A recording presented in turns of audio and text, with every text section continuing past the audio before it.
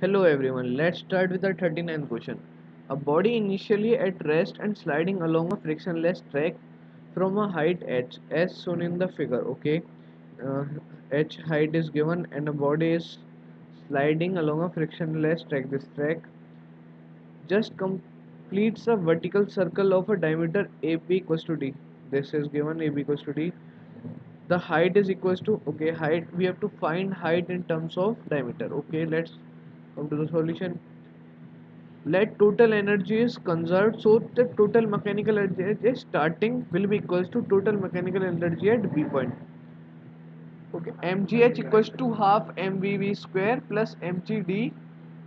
This is the first equation, and we also know that minimum speed required to complete rotation is vb, which is equal to root rg, and can also be written like dg by 2. Rg is radius and d is the diameter.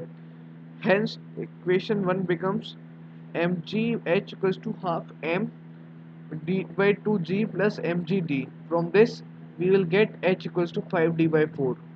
Hence our height is equals to 5d by 4.